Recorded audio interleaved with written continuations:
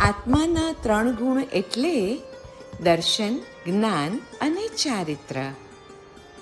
જીવ જ્યારે આત્માથી પરાંગમુખ થઈ અને પરદ્રવ્યમાં રાગ કરે છે ને, ત્યારે જ્ઞાનાદિ રત્નત્રય ટકી શકતા નથી.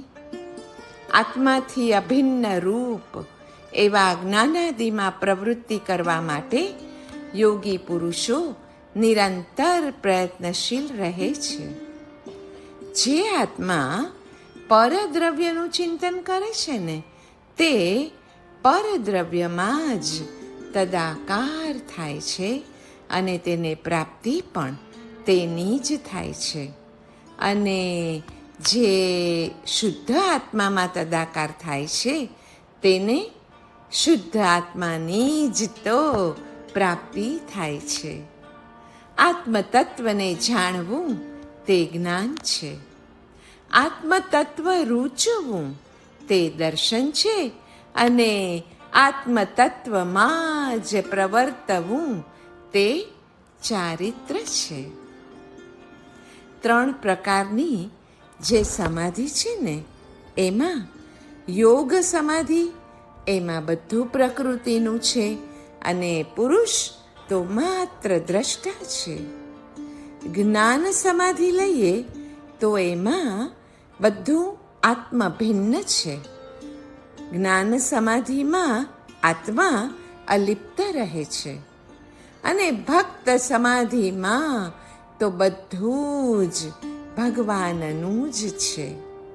ત્રણેય સમાધિમાં આત્મતત્વની પ્રધાનતા જ વિચારવાની છે.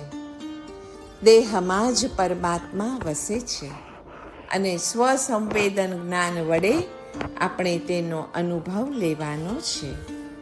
દેહ એ એક જાતની ડાંગર છે અને ડાંગરના ફોતરાની નીચે ચોખા છે અને એ ચોખા એ જ આપણો આત્મા. અજ્ઞાન દશામાં આત્મા એ સૃષ્ટિનો કર્તા છે અને સહજ સ્વરૂપ દશામાં પોતાની સૃષ્ટિનો જ સંહારક છે. આપણો આત્મા એટલે કે આપણે દેહમાં જ રહેલા છીએ, છતાં નિર્વિકલ્પ સમાધિ રૂપી તપ વિના મોટા મોટા મહાત્માઓ પણ તેને જાણી શક્યા નથી કે જાણી શકતા નથી. પર્યાયની અપેક્ષાએ આત્મામાં ઉત્પત્તિ અને નાશ છે, તથા મૂળ દ્રવ્યની અપેક્ષાએ તો આત્મા અજરામર નિત્ય છે.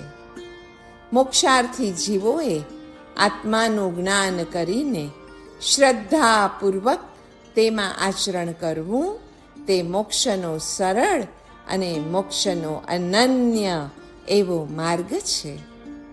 ઇન્દ્રિયોને પોતપોતાના વિષયોમાં જતા રોકી ચિત્તને નિર્વિકલ્પ બનાવીને સ્વરૂપ સ્થિરતાનો અભ્યાસ કરનારને આત્માનું તાત્વિક સ્વરૂપ અવશ્યપણે પ્રત્યક્ષ થાય છે. આત્મામાં અનંત શક્તિ છે, પણ એની 7 મુખ્ય શક્તિઓ જોઈએ ને તો 1 પરાશક્તિ, 2 જ્ઞાન શક્તિ, 3 ઈચ્છા શક્તિ, 4 ક્રિયાશક્તિ, 5 કુંડલીની શક્તિ, 6 માતૃકા શક્તિ, 7 ગુહ્ય શક્તિ.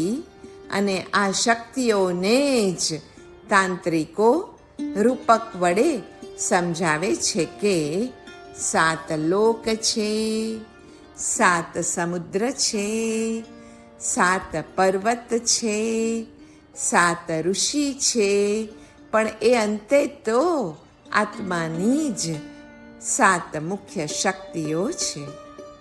સૌનો આત્મા અમર સ્વરૂપ છે અને સૌના સર્વ દોષો એકવાર તો અવશ્યપણે નાશ પામનારા જ છે. એટલે તેને એક વખત તો આત્માથી અલગ થવું જ પડશે, કારણ કે શુદ્ધોસી બુદ્ધોસી નિરંજનોસી સંસાર માયા પરિવર્જિતોસી. સંસાર સ્વપ્નમ ત્યજ મોહ નિદ્રામ ન જન્મ મૃત્યુ ત્વયી સત્સ્વરૂપે. આવો શુદ્ધ આત્મા કે જે શુદ્ધ છે, બુદ્ધ છે, નિરંજન છે, પણ સંસારની માયામાં પરિવર્જિત થયેલો છે. જે સંસાર સ્વપ્નવત છે, તો આવી મોહ નિદ્રા ત્યજીને જ્યારે સત સ્વરૂપમાં સ્થિર થઈએ છીએ ત્યારે ખબર પડે છે કે જન્મ નથી અને મૃત્યુ પણ નથી. આવો શુદ્ધ આત્મા શાસ્ત્રો અથવા ઇન્દ્રિયો દ્વારા જાણી શકાય તેવો જ નથી, કિંતુ જાણવો તો છે જ, તો કઈ રીતે? આત્માને જાણવો છે તો નિર્મળ આત્મબોધથી ઉત્પન્ન થતા એવા વિશુદ્ધ ધ્યાન વડે જ તે અનુભવી શકાય છે. નિર્વિકલ્પ સમાધિ દ્વારા તેનો અનુભવ પણ થાય છે. આત્મા વ્યવહારથી જ્ઞેયને જાણે છે અને પરમાર્થથી પોતે પોતાના સ્વરૂપમાં રહે છે. પ્રદેશાર્થ નયથી આત્મા દેહવ્યાપી છે. જ્ઞાનાર્થ નયથી આત્મા વિશ્વવ્યાપી છે. નામ કર્મની અપેક્ષાએ આત્મા દેહવ્યાપી છે, પણ જ્ઞાનની અપેક્ષાએ આત્મા સર્વવ્યાપી છે. પરજ્ઞેયને તે તન્મય થઈને જાણતો નથી, પણ પોતાને તન્મયપણે એ જરૂરથી અનુભવે છે. અન્યના કરેલા રાગ દ્વેષ કે સુખ દુઃખ આદિ જાણે છે, છતાં પણ તેમાં તન્મય થઈ જતો નથી. પર પ્રકાશકતા સહજ ઉપચરિત છે, જ્યારે સ્વપ્રકાશકતા તો નિરૂપચરિત છે. સત્વ આદિ ગુણોના ઉચ્છેદ રૂપ શૂન્યપણું આત્મામાં છે. જ્ઞાતૃત્વ દ્રષ્ટત્વ રૂપ ગુણોથી પૂર્ણપણું પ્રાપ્ત થાય છે. માત્ર જાણવું, માત્ર જોવું, બસ જ્ઞાતા દ્રષ્ટા ભાવ એ સૌથી મોટો ગુણ છે, જેનાથી જ પૂર્ણપણું પ્રાંતે પ્રાપ્ત થાય છે. શુદ્ધ આત્મબોધની જાગૃતિના અભાવે જીવ કર્મો બાંધે છે. ઇષ્ટ અને અનિષ્ટ વિષયોમાં રાગ દ્વેષ હર્ષ શોક આદિ કરે છે. નિશ્ચય નયથી કર્મનો કરતા જીવ નથી, પણ કર્મની હાજરી છે. સ્કંધ અને તેના વર્ણ આદિ એ વિભાવ પર્યાયો છે. શુદ્ધ આત્મા જ એક પ્રાપ્ત કરવા યોગ્ય છે. આવી રુચિ થવી તે સમ્યક દર્શન છે. પરદ્રવ્ય ગ્રહણ કરવા સંબંધી સર્વ ઈચ્છાઓનો ત્યાગ તે સમ્યક તપ છે. કર્મોને તપાવવા, કર્મોને નીરસ કરવા, આત્માથી જુદા પાડવા એ અપેક્ષાએ આત્મા પોતે જ તપ છે. દ્વાદશાંગી રૂપ સર્વ આગમનું જ્ઞાન કરીને પણ તેવા સારભૂત અને ફળરૂપ પરમાત્મ ધ્યાનમાં જ સતતપણે આપણે રહેવાની જરૂર છે. પરમાત્મ ધ્યાન વડે નિજ શુદ્ધ આત્માનો પ્રત્યક્ષ અનુભવ થાય છે. જાણીને અનુભવવું એમાં જ તો જ્ઞાનની સાર્થકતા છે. આત્મધ્યાનથી આત્મ સ્વરૂપ અનુભવાય અને વિશ્વ સ્વરૂપ પણ તેના ખરા સ્વભાવમાં જાણી શકાય છે. શાંતિનો અગાધ સમુદ્ર તો આત્મા જ છે. તેની આડે વિચારોની દિવાલો આવી જાય છે. એ તૂટ્યા વિના આત્માની ખરી શાંતિનો અનુભવ નહીં જ થાય. આત્મા સર્વ વિચારોથી પર છે એમ પરમાત્મા કહે છે. અને પરમાં જવાની તો પહેલેથી જ મનાઈ છે. પ્રભુની આજ્ઞા છે, આપણે તે આજ્ઞાને પરતંત્ર થવું જ રહ્યું. શુદ્ધ આત્મ ધ્યાનનું સામર્થ્ય અત્યંત ઊંડું છે. જેમ અગ્નિનો એક નાનો કણિયો ડુંગર જેટલા મોટા બધા લાકડાના ઢગલાનો પણ ક્ષણવારમાં વિનાશ કરી શકે છે, તેમ પરમાત્માના શુદ્ધ સ્વરૂપમાં એક નિમેષ જેટલો વખત પણ એક રસ થવાય ને તો ડુંગર જેટલો પાપનો ઢગલો બળીને ખાખ થઈ જાય છે. શુદ્ધ આત્મધ્યાનનું આ સામર્થ્ય છે. આત્માના શુદ્ધ સ્વરૂપમાં તૃપ્તિ સંગે બીજી ઈચ્છાઓનો ત્યાગ કરવો, આવા સર્વસ્વના ત્યાગીને આત્માનો અનુભવ થઈ શકે છે.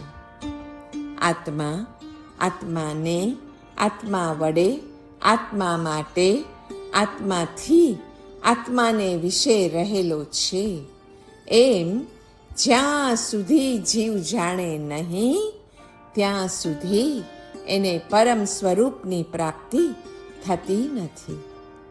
સમભાવમાં પરિણમેલા મન મંદિરમાં આત્મદેવ એકદમ સ્થિરતા કરીને રહેલા છે.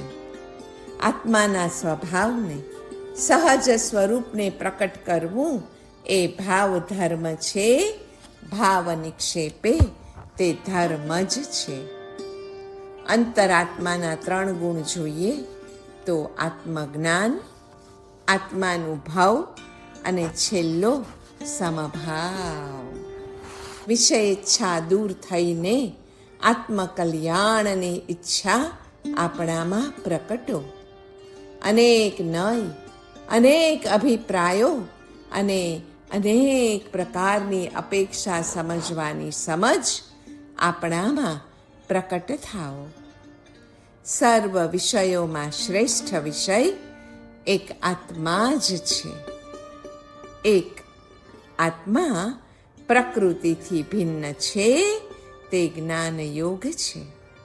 મળેલું બધું જ કર્મ પ્રકૃતિનું છે, એ જ્ઞાન યોગ. 2 આત્મા પરમાત્માનો અંશ છે, એ છે ભક્તિ યોગ. મળેલું બધું જ ભગવાનનું જ છે એમ માનવું તે છે ભક્તિ યોગ.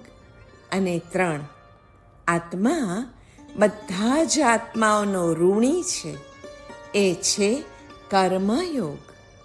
મળેલું બધું જ સંસારનું છે, તે કર્મયોગ છે. આપણા સૌનો આત્મા અર્થાત આપણે સૌ નિત્ય છીએ, સ્થિર છીએ. આત્મા સ્થાયી છે, સનાતન છે, પૂર્ણ છે, એક છે, અદ્વિતીય છે. અને તેમાં સ્થિર રહીને જે પ્રાર્થના કરવામાં આવે ને એ સત્ય છે, સફળ છે, સમર્થ છે અને વળી કાર્યકરી છે. આપણે નિત્ય છીએ, સ્થિર છીએ, પૂર્ણ છીએ એ ભૂલી ગયા છીએ. એટલે જ અનિત્ય વસ્તુઓમાં અસ્થિરપણે અને અસ્થાયીપણે રમમાણ રહીએ છીએ. આત્મા સંબંધી અનેક ભ્રાંતિઓ છે અને તેના સમાધાન પણ છે. આત્મા એકાંતે નિત્ય છે, એકાંતે અનિત્ય પણ છે. આત્મા કર્મથી ભિન્ન છે અને દેહાદિથી તો સર્વથા અભિન્ન છે. આત્મા બીજા જીવોથી સર્વથા ભિન્ન પણ છે, સર્વથા અભિન્ન પણ છે.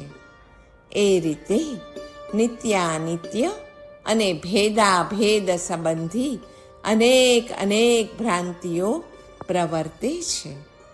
એ સર્વેનું સમાધાન વસ્તુ માત્ર ઉત્પાદ, વ્યય અને દ્રવ્ય સ્વરૂપ છે એ નિરૂપણમાંથી જ મળી રહે છે. દ્રવ્ય એ નિત્ય પક્ષને અને ઉત્પાદ, વ્યય અનિત્ય પક્ષને સમર્થન કરે છે. ત્રણેય એક જ કાળે એક જ વસ્તુમાં રહેલ છે. વસ્તુનું વસ્તુત્વ એ ત્રણેયના સમકાલ અસ્તિત્વના કારણે જ છે. એ અનુભવ સિદ્ધ, તર્ક કે યુક્તિ વડે સિદ્ધ થતું હોવાથી વસ્તુ માત્ર ત્રિધર્મયુક્ત અર્થાત ઉત્પાદ, વ્યય અને દ્રવ્ય સ્વરૂપી માનવાથી મોહાંધકાર નાશ પામી જાય છે. વળી દ્રવ્ય એ સર્વમાં સમાન છે. તેથી જીવોમાં એ રીતે સજાતીય એકતા પણ સાબિત થાય છે. વ્યક્તિથી ભિન્ન અને જાતિથી એક, આમ એકાનેકતા અને ભેદાભેદતા પણ સ્યાદ્વાદ ન્યાયથી સિદ્ધ થાય જ છે. આત્માનું સ્વરૂપ, આત્માના પ્રદેશ અસંખ્યાત છે. આત્માના એક પ્રદેશની શક્તિ પણ અનંતી છે. બાહ્ય ઇન્દ્રિયોને વિષયહીન કરી દઈને આંતર ઇન્દ્રિયો દ્વારા આત્માને જોતા જોતા આપણને ખ્યાલ આવે છે કે આત્મા તો રૂપ, રસ, ગંધ, સ્પર્શ અને શબ્દહીન છે. તથા જ્ઞાન, દર્શન, ચારિત્ર, તપ, વીર્ય અને ઉપયોગ ગુણ સહિત છે. જ્ઞાનને છોડીને આત્માનું બીજું કોઈ કરતા કોઈ સ્વરૂપ જ નથી.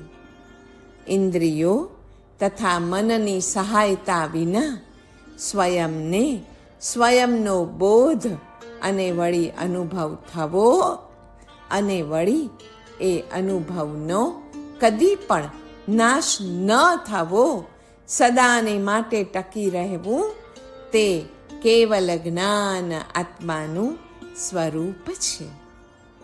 આત્મા જ્ઞાન સ્વરૂપી છે. આત્મા ચૈતન્ય સ્વરૂપી છે. એટલે જ્યારે શુભ કે અશુભ કોઈ પરિણામે આત્મા ન પરિણમે ને ત્યારે આત્મા પોતાના શુદ્ધ સ્વભાવમાં પરિણમે છે એમ અવશ્ય માની લેવું. આ રાગ દ્વેષ વિનાની મધ્યસ્થ દશામાં રહેવાથી જ આત્મા કર્મથી છૂટે છે. કેમ કે તે વખતે સ્વસ્વભાવમાં જ તે નમે છે, તે રમે છે.